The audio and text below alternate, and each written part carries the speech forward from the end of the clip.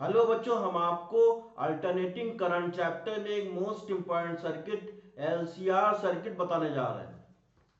तो series LCR circuit, L R L C circuit, R mean resistance, L mean coefficient of self induction, C mean capacitance. तो series LCR circuit, इसको connect किया गया है alternating voltage source से।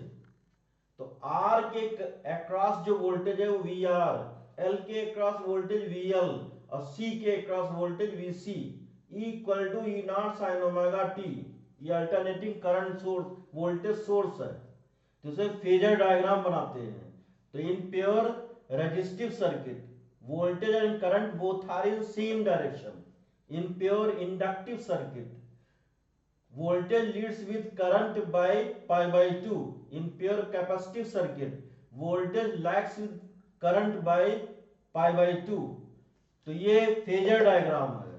अब next case 1, if VL is greater than VC, voltage across inductor is greater than voltage across capacitor, तब इस condition में इसमें फेजर डायग्राम बनाएंगे।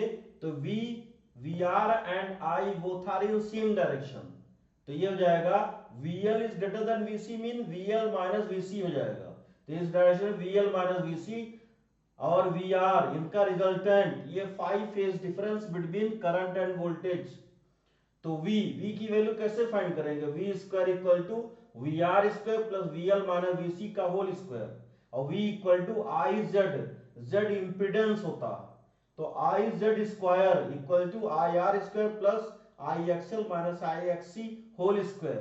तो Z square equal to R square plus XL minus XC whole square. XL is inductive reactance, XC is capacitive reactance, Z is impedance. तो Z equal to root R square plus XL minus XC whole square. tan phi equal to XL VL minus VC upon VR, तो XL minus XC upon R हो जाएगा। Case 2, if VC is greater than VL, तो उस condition में Z equal to जो impedance equal to R square plus XC minus XL whole square, tan phi equal to XC minus XL upon R, phi equal to tan inverse XC minus XL upon R। अब next case third, this is most important case.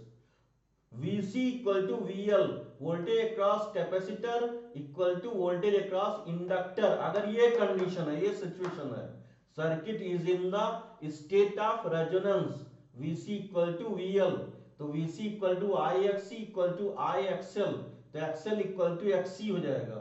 और XL inductive reactance equal to omega L, XC 1 by omega C, तो ये हो जाएगा ओमेगा equal to 1 by under root LC हो जाएगा। L coefficient of self induction, C electrical capacitance, this is resonant frequency, omega equal to 2 pi f, 2 pi f equal to 1 by under root LC, तो equal to f equal to 1 by 2 pi under root LC, this is resonant frequency। ये बहुत important formula है, f equal to 1 by 2 pi under root LC, L coefficient of self induction, C electrical capacitance। Properties of resonant circuit, ये property याद रखना। First property, VL equal to VC, voltage across inductor equal to voltage across capacitor. Second property, XL equal to XC, inductive reactance equal to capacitive reactance. Third property, when resonance Z minimum, तो Z equal to impedance equal to R square plus XL minus XC whole square, तो Z minimum equal to R हो जाएगा। Power factor of circuit becomes unity cos phi equal to 1, और I maximum की value V by R, ये हो जाएगा maximum current in resonance circuit. Parallel RLC circuit, parallel combination में ये R, L और C ये तीनों पैरेलल में है, तो यहां से जो करंट जाएगा वो 3 पार्ट में डिवाइड हो जाएगा। Current across, current flowing in pure resistive circuit, ये IR, IL, IC हो जाएगा। फेजर डायग्राम ये हो जाएगा। Thank you.